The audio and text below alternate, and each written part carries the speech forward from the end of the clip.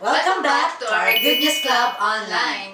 Sa episode na to, kami ang makakasama nyo. Ako si Ate Marie at ang kasama ko naman ngayon ay si Ate Se. Mga bata, pag ikaw ay nasa dilim at nag-iisa, iniisip mo ba na sana may kasama kang malaki at makisig na kaya kang ipagtanggol kung mayroong mas mga taong gusto kang saktan? Alam mo ba na kung si Jesus ay ang iyong tagapagligtas, mayroong taong laging ipagtanggol ka? At sa tingin mo, sino yon? Ang Diyos. Dahil ikaw ay kanyang anak, lagi kanyang ipagtanggol. Sa lesson natin ngayon, matututunan natin na ang Diyos ang dakilang tagapagtanggol. Sabihin niya natin mga bata, ang Diyos ang tagapagtanggol. Isa pa, ang Diyos ang tagapagtanggol.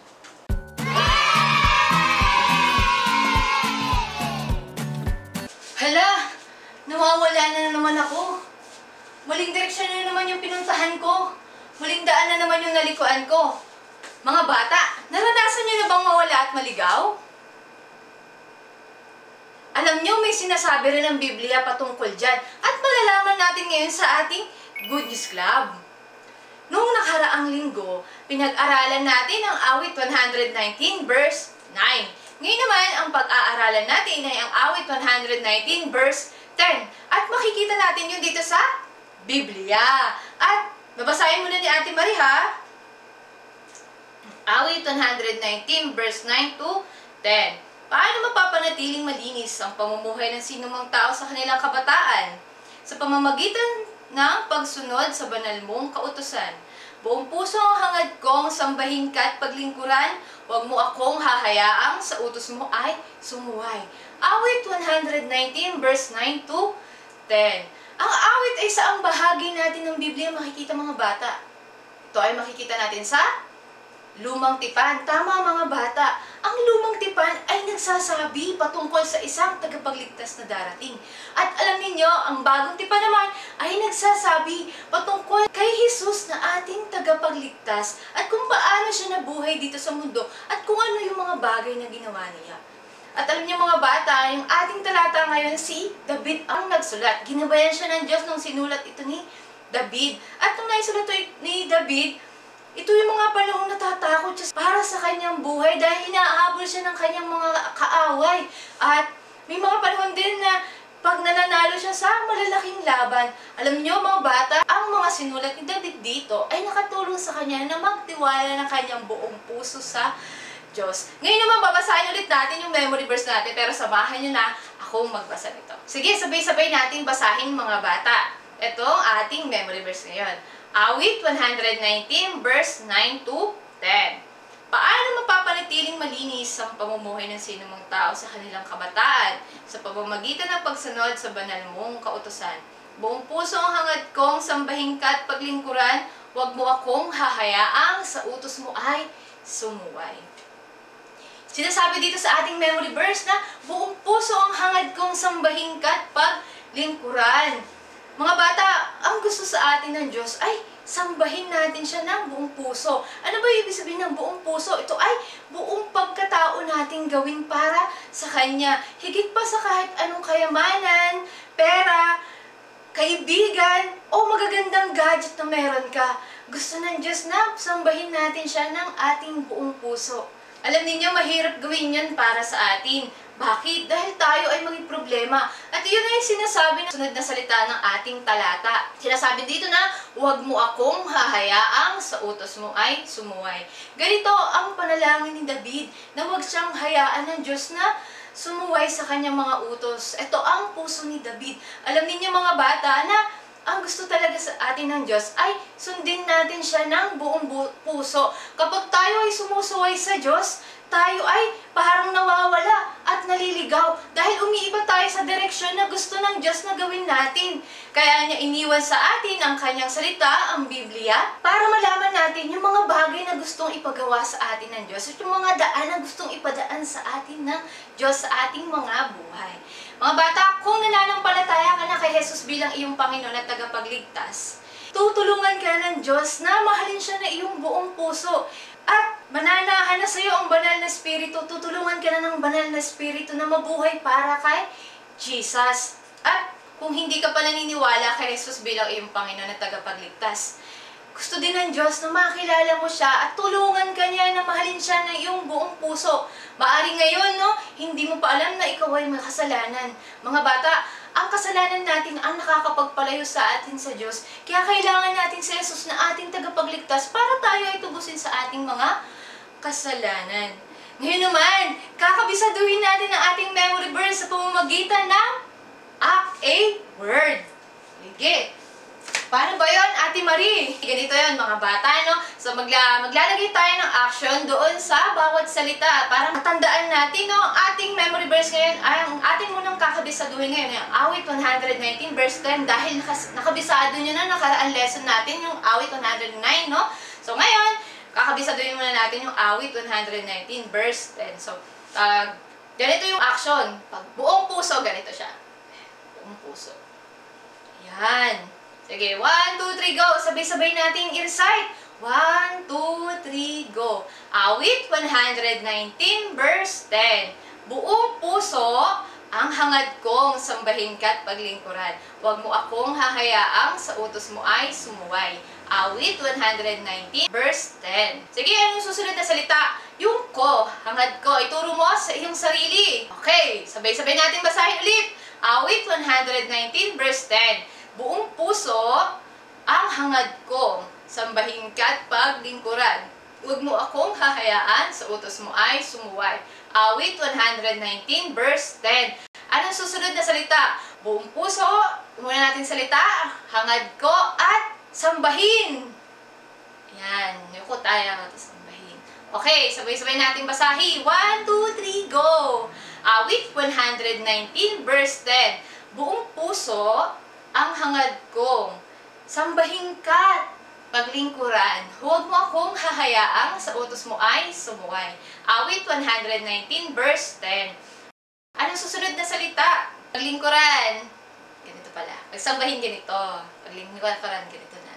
Okay, 1, 2, 3, go! Sabay-sabay natin basahin. Awit 119, verse 10. Buong puso ang hangad kong, sambahin ka't paglingkuran. Huwag mo akong hahayaang sa utos mo ay sumuway. Awit 119, verse 10. Sige, anong susunod na salita doon? Huwag. Yung salitang huwag. Yan, ganyan. I-ano mo lang. Bawal. Okay. Sabay-sabay nating basahin. 1, 2, 3, go! Awit 119, verse 10. Buong puso ang hangad ko, sambahin ka't paglingkuran. Huwag mo akong hahayaang sa utos mo ay sumuway. Awit 119, verse 10. Ano yung susunod na word? Yung utos, ganito. Yung action natin doon sa utos. Ganyan. Sige. Sabay-sabay natin basahin, mga bata. Awit 119, verse 10. Buong puso ang hangad kong, sambahin ka't paglingkuran. Huwag mo akong hahayaang sa utos mo ay sumuway. Awit 119, verse 10. Last word na pala natin ito, sumuway. Ganito ang sumuway. Yes. Sabay-sabay natin basahin. Last word na natin ito, mga bata. Awit 119, verse 10. Buong puso ang hangad kong, sambahin ka't paglingkuran. Huwag mo akong hahayaang sa utos mo ay sumuway. Awit 119, verse 10. Ngayon naman, sabay-sabay natin i-act na may actions and word, no? Sabay-sabay natin ulit basahin. 1, 2, 3, go! Buong puso ang hangad kong, sambahin ka't paglingkuran. Huwag mo akong hahayaang sa utos mo ay sumuway. Awit 119, verse 10. Kabisado niyo na ba, mga bata? Kayo nga?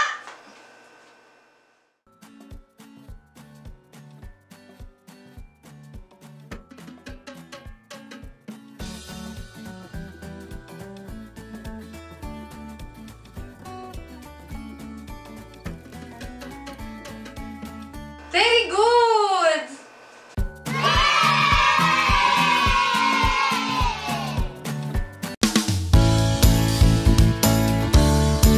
How can a young man keep his way pure? How can a young man keep his way pure? How can a young man keep his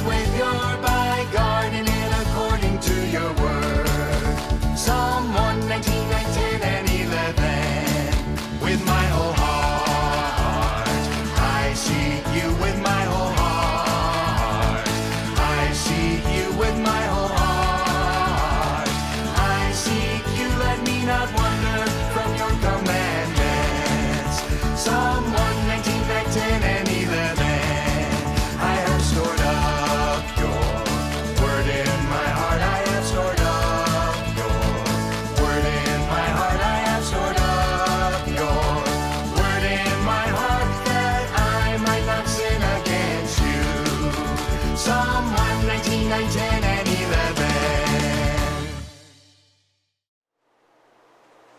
Sino sa inyo may kakilala na sobrang tangkad? Pwede mo bang pangalanan? Mga ano ang height niya kaya? Mga 7 or higit pa? Tingnan natin kung mas matangkad pa siya sa taong pag-uusapan natin ngayon. Lumipas ang panahon mula nang italaga ni Samuel ang binatilyong si David na maging susunod na hari ng Israel. Naghahari pa rin si Haring Saul at si David ay patuloy na nag-aalaga ng mga tupa ng kanyang ama. Naghihintay sa panahon ng Diyos para sa kanya para maging hari ng Israel. Naalala mo ba kung bakit pinili ng Diyos si David na maging hari at hindi ang 7 nakakatandang kapatid niya? Pinili ng Diyos si David dahil si David ay isang taong may pusong gaya ng puso ng Diyos. Mahal ni David ang Diyos at pinahalagan niya ang mga bagay na mahalaga sa Diyos. Gumagawa ang Diyos sa buhay ni David. Nalaman ni Haring Saul na napakahusay ni David sa pagtugtog ng alpa o harp. Minsan ay hiniling niya kay David na pumunta sa palasyo at tumugtog ng alpa para sa kanya. Lalo na kapag nahihirapan ang kalooban ni Saul.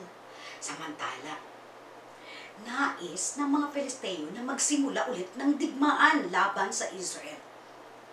Sa nakalipas ay tinulungan ng Diyos ang Israel na talunin ang mga Filisteo. Pero ngayon, determinado ang mga Filisteo na sakupin ng Israel. Nagtipon ang 2 hukbo sa magkatapat na mga bundok na may lambak sa pagitan nila.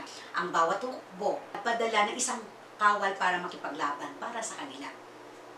Ang sundalong ito ay ang kanilang tagapagtanggol o kampyon. Ang panig ng natalong kampyon ay magiging mga alipin ng natalong panig. Ang kampyon ng Filisteo ay isang higanteng nagngangalang Gulayat. Sinasabi ng Biblia na mahigit 9 na talampakan ang tangkad niya. Naalala niyo ba ang tanong ko kanina kung sino ang pinakamatangkad na nakilala mo? Mas matangkad ba siya kay Gulayat?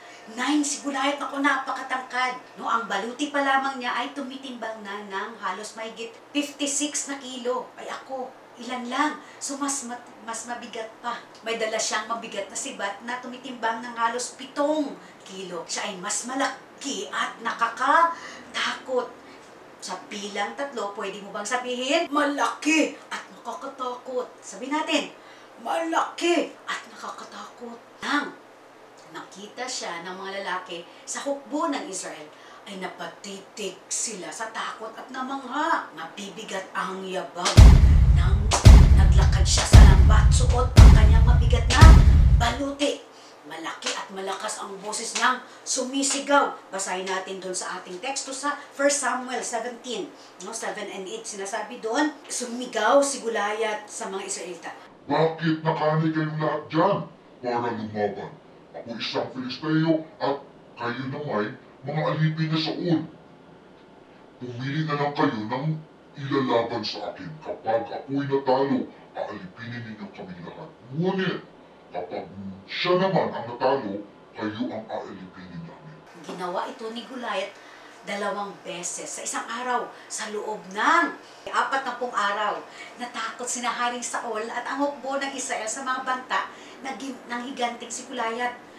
Nakalimutan nilang ang kanilang Diyos, ang mas malaki at mas makapangyarihan kaysa kay Gulayat.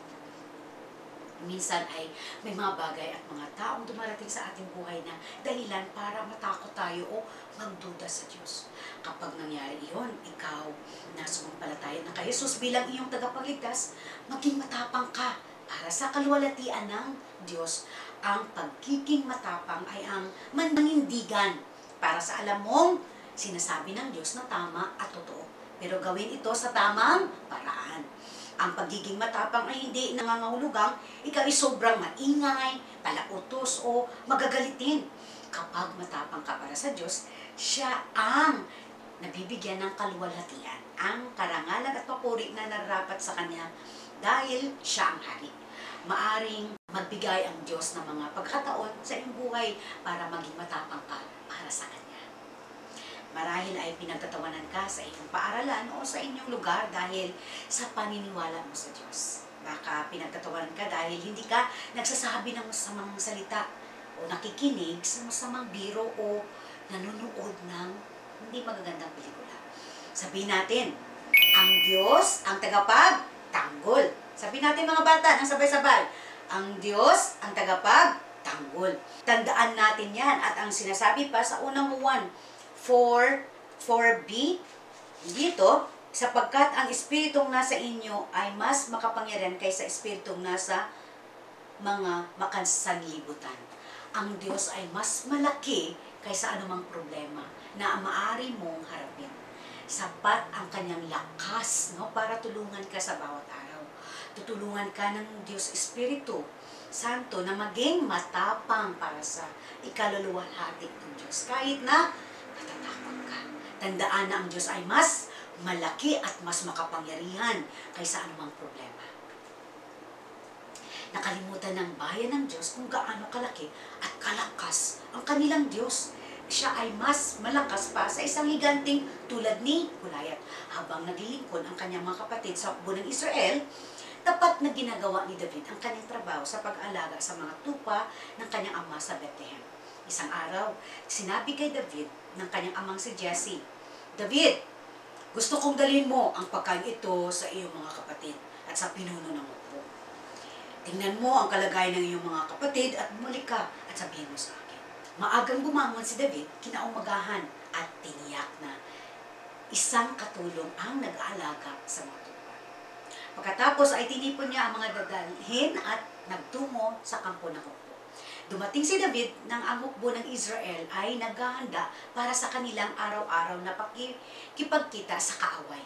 Inyatid ni David ang pagkain at sumama sa kanyang mga kapatid. Bigla siyang nakarinig ng isang malakas na sigaw na ikinasindak ng lahat na nasa paligid niya. Lumingon si David. Daratingnan kung saan nang galing ang boses. Umalingaw ang boses ni Goliath sa lambak. Padalhan niyo ako ng lalaking makakalaban. Hinahamon ko kayo. Padalhan niyo ako ng lalaking makakalaban. Tiningnan ni David ang kanyang mga kapatid at ang iba pang mga lalaking kawal. Ang ilan sa mga kalalakihan ay tumakbo mula kay Goliath dahil sa takot. Sino ang lalaking ito? Tanong ni David. Sinabi kay David ng isa sa mga kalalakihan kung paano sila pinagbabantaan ng ganito ni Goliath araw-araw sa loob ng maraming linggo. Sabi niya kay David, nag-alok ng gantimpala si Haring Saul. Sinabi niyang ibibigay niya ang kanyang anak para maging asawa ng lalaking makakapatay sa ganting iyon. At walang miyembro ng pamilya ng lalaki ang kailangang mabayad ng buwis o maging isang katulong. Galit na galit si David nang marinig niyang pinagbabantaan ang kanyang bansa, no? At ang kanyang Diyos. Hindi siya makapaniwala sa takot na tila umarilisa sa hukbo ng Israel. Sino ang Filisteyong ito? Bulalas ni David. Na kaya niyang hamakin o insultuhin ang mga hukbo ng buhay na Diyos. Nang marinig ni Eliab na panganay na kapatid ni David ang sinabi niya, naggalit siya. Bakit ka bumaba rito? Sino ang nasa bahay para alagaan ang mga tupa? Pinagpatuloy niya, alam ko kung bakit ka narito.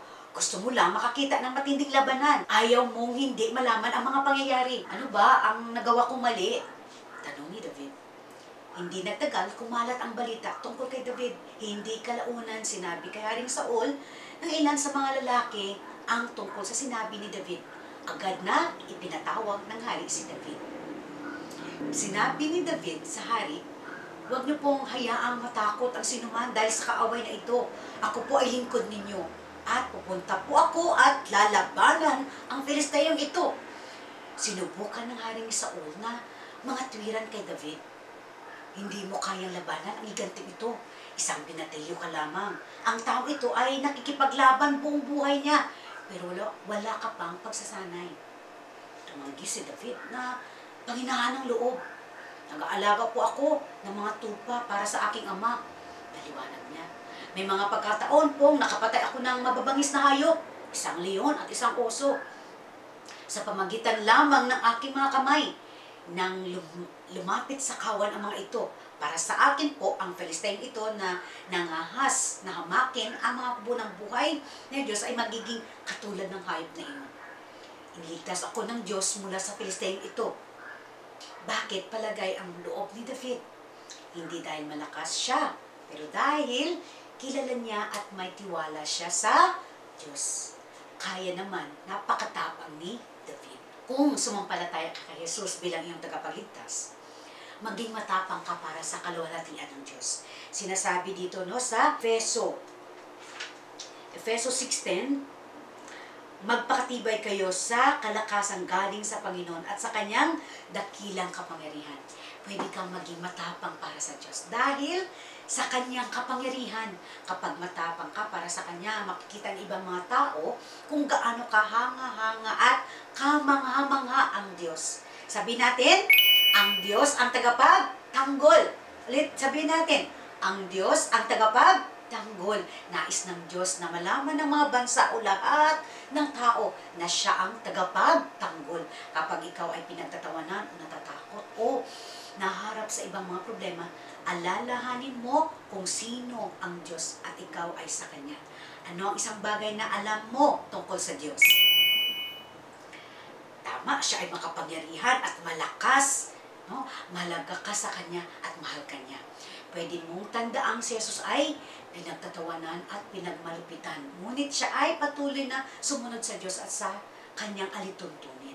Kapag naalala mo, kumilos ka kahit mahirap. Tutulungan ka ng Espiritu Santo na ayawan ang mga bagay na hindi mo dapat panuurin o pakinggan. Tutulungan ka niyang magpatuloy na sabihin sa iba na naniniwala ka sa Diyos. Kahit na pinagtatawanan ka nila. Tutulungan ka ng Diyos na magtiwala sa Kanya at maging matapang para sa Kanya. Kung tapang na handang labanan ni David, si Goliath kilala at tiwala si David na ang Diyos ang tunay na tagapagtanggol ng kanyang mga tao. Ito ay isa pang paraan kung bakit si David ay isang taong may pusong gaya ng puso ng Diyos. Nang marinig ni Haring Saul ang mga may kumpiyansang salita ni David, sinabi niya, humayo ka at sumaiyo ang Panginoon. Ngunit napansin ni Saul na walang anumang baluti si David, kaya't inialok niya ang sarili niyang baluti. Nahirapan si David dahil sa mabigat na baluti. Kinabit niya ang espada at iniligay ni Saul ang mabigat na helmet na tanso sa kanyang ulo. Pero hindi sanay si David sa paggamit ng baluti. Marinig ng mahinang boses ni David habang suot ang malaking helmet.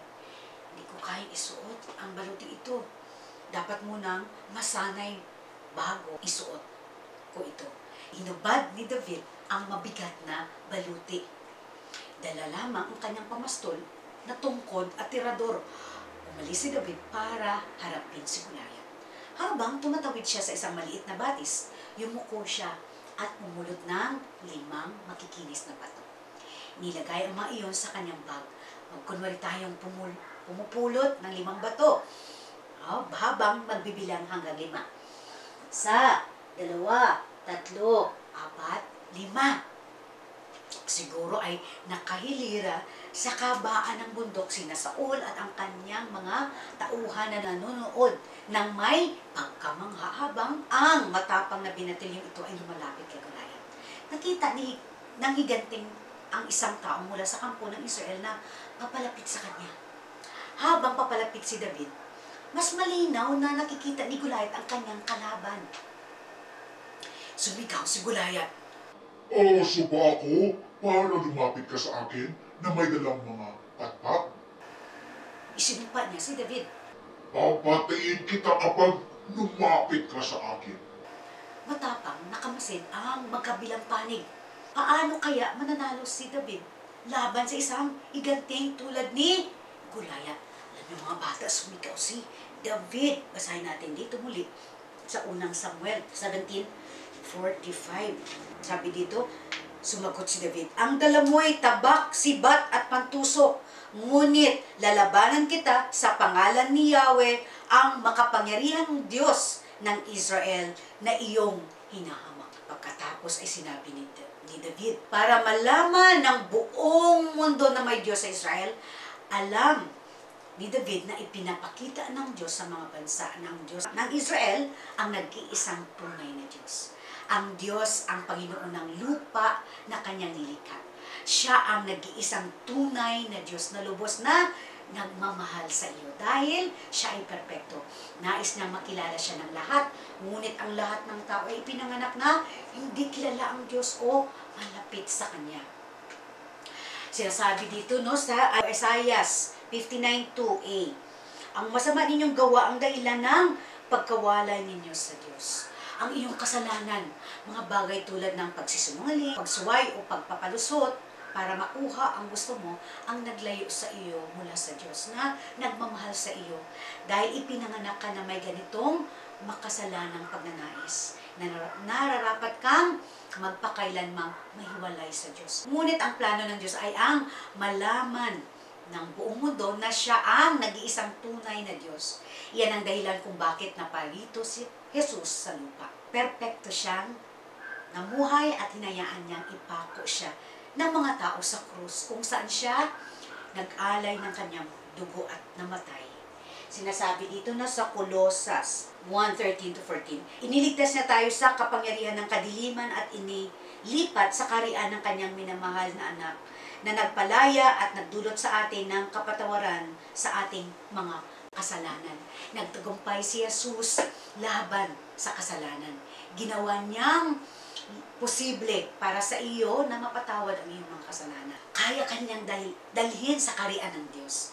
Sa ikatlong araw, matapos mamatay si Jesus, nabuhay siyang muli. Inalo ni Jesus ang kasalanan sa pamamagitan ng kanyang buhay, kamatayan at muling pagkabuhay. Siya ang perpektong kampiyon ng Diyos. Sabihin natin, ang Diyos ang tagapagtanggol. Sabihin ulit, ang Diyos ang tagapagtanggol. Si Jesus ngayon ay buhay sa langit, namumuno bilang hari. Iyan ang pinakadakilang paraan para ipakita ng Diyos sa mga bansa na siya ang Panginoon. Nais ng Diyos na malaman ng mga bansa, kabilang ang mga Filisteo at si Goliath, na siya ang nag-iisang tunay na Diyos. Tumakbo si David papunta kay Goliath. Dumukot siya sa kanyang pamastong na bag, kinuha niya ang isa sa mga bato at ibinala sa kanyang tirador. Itinaas ni David ang tirador lampas sa kanyang ulo at sinimulan itong paikot-ikutin. Umikot ito ng mas mabilis kaysa nakikita ng mga mata.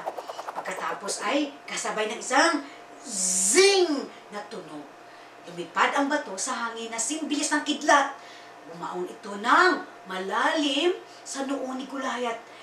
Nagtagumpay ang Diyos sa pamagitan ni David nang bumagsak sa lupa ang higanteng si Goliath. Sumugod si David at sinuguradong patay na ito. Natalo sa labanan ang makapangyarihang higante. Patay na ang kaaway ng Israel. Nang makita ng mga Filisteo na patay na ang kanilang tagapagtanggol, sila ay natakot. Tumalikod sila at tumakas para makaligtas. Ang hukbo ng Israel na ngayon ay puno ng kagalakan at kumpiyansa ay hinahabol ang kaaway at nanalo ng isang malaking tagumpay. Ang Diyos ang kanilang tagapagtanggol at nagpanalo sa labanan. Kung sumampalatay ka kay Jesus bilang iyong tagapagligtas, maging matapang ka para sa kaluwalhatian ng Diyos. Nais ng Diyos na makilala siya ng lahat. Kapag matapang ka para sa Diyos, makikita ng iba na siya ang tagapagtanggol.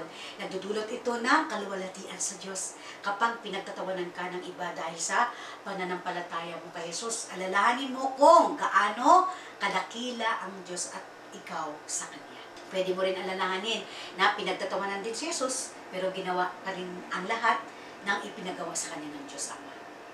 No, sinasabi doon ulit, di ba, sa Efesos 6:10, sinasabi doon, magpakatibay kayo sa kalakasan galing sa Panginoon at sa Kanyang dakilang kapangyarihan. Kaya mo maging malakas sa kapangyarihan ng Diyos dahil siya ang iyong tagapagtanggol. Sabihin natin ulit, ang Diyos ang tagapagtanggol. Sa linggong ito, hilingin mo sa Diyos, Espiritu Santo, na tulungan kang maging matapang para sa Kanyang kaluwalhatian. Magpapatuloy ka ba sa pagsasabi sa iba ng tungkol sa Diyos kahit inaasar ka nila? Gagawin mo ba ang tama kahit mali ang iba dahil alam mo ito ay nakakalugod sa Diyos? Kapag ginawa mo ang mga bagay na ito, nagiging matapang ka para sa Diyos at ipinakikita sa ibang siya ang nag-iisang tunay na Diyos. Sa susunod na linggo, pwede mong sabihin sa amin kung paano ka tinutulungan ng Diyos na maging matapang para sa Kanya. Wala sa iyo ang kapangyarihan ng Diyos na maging matapang hanggat hindi mo nakikilala si Jesus bilang tagapagligtas mo. Inihiwalay ka ng iyong kasalanan mula sa Diyos. Pero inako ni Jesus ang iyong kaparusahan para sa kasalanan, para maging mapalapit ka sa Diyos. Sinasabi sa Juan, no? 3:15, upang ang sinumang sumampalataya sa Kanya ay magkaroon ng buhay na walang hanggan. Kinakausap ka ng talatang ito. Sinasabi nito na kung sumampalataya ka o magtitiwala ka kay Jesus na siyang namatay at muling nabuhay para sa iyo, magkakaroon ka ng buhay na walang hanggan. Ang ibig sabihin ng buhay na walang hanggan ay magiging malapit ka sa Diyos dito sa lupa, sasamahan ka at tutulungan ka niya. Ang Diyos ang iyong magiging tagapagtanggol at tutulungan ka maging matapang. At isang araw ay magpakailanman kang mabubuhay kasama ang Diyos sa langit. Sasampalataya ka ba ngayon kay Jesus bilang iyong tagapagligtas? Yumuko ka at umikir. Kung gusto mong sumampalataya kay Jesus bilang iyong tagapagligtas, pwede mo siyang kakausapin at sabihin na ikaw ay nagsisisi sa iyong mga kasalanan at pinapaniwalaan mo siya bilang iyong tagapagligtas at Panginoon at ibig mo nang sumunod sa Diyos. Tandaan mo, ang panalangin ay hindi makakaligtas sa iyo. Sinasabi mo lamang sa iyong panalangin na gusto mong tanggapin si Jesus na iyong tagapagligtas mula sa iyong kasalanan at Panginoon na iyong buhay. Manalangin tayo. Panginoon, ikaw nakakita ng mga batang ito. Dalangin ko, Panginoon, na maranasan nila na ikaw talaga, Panginoon, ay nagliligtas at buhay ka.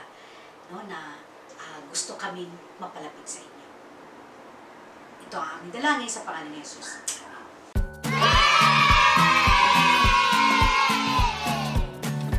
Ano ang ating natutunan? Ang Diyos ay ang tagapagtanggol. Sabihin ulit natin. Ang Diyos ay ang tagapagtanggol. At i-review din natin ang ating memory verse ngayon. Sabay-sabay nga natin sabihin mga bata. Awit 119 verse 10. Buong puso ang hangad kong sambahin ka't paglingkuran. Huwag mo akong hahayaang sa utos mo ay sumuway. Awit 119 verse 10. Sa ngayon, magpapaalam na sina Ate Marie at si Ate Se! Kita-kita ulit tayo sa susunod na mga lesson dito sa ating Goodies Club Online!